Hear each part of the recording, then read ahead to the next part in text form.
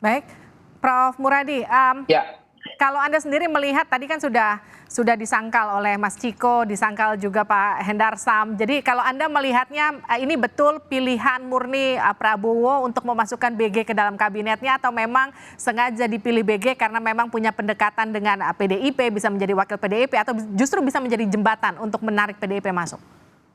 ya dalam tradisi demokrasi kan memang normal ya. Ada yang memang kader tadi yang sampai Bang Ciko tadi.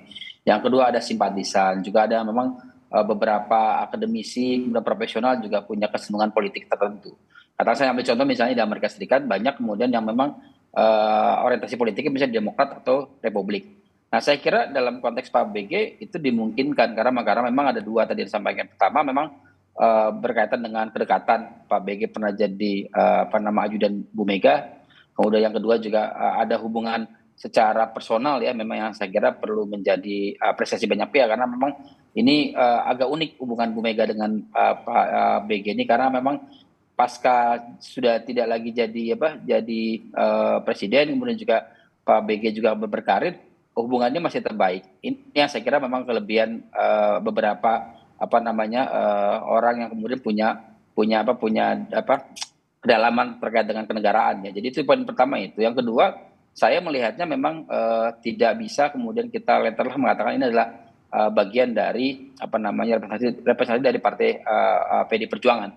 Kalaupun kemudian bisa dikatakan itu mungkin sebagai bridging ya, sebagai orang kemudian secara informal membangun pola hubungan supaya di masa akan datang katakanlah dalam 5 tahun ke depan apakah nanti PDIP berubah pikiran atau tidak itu hubungannya tetap baik karena apa karena Bu Mega dengan Pak Prabowo ini kan 2009 pernah bareng kemudian jauh sebelum itu hubungan mereka sangat baik artinya memang tidak ada political incidental yang memang membuat mereka pada akhirnya berseberangan ya kalau dengan beberapa orang elit yang ada memang pada akhirnya berbeda tapi dalam konteks ini saya kira itu.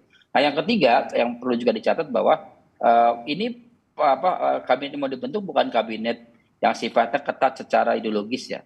Jadi katakanlah memang tadi itu disampaikan oleh Bang Dasko soal 32-38% itu partai politik sisanya adalah profesional dan juga relawan.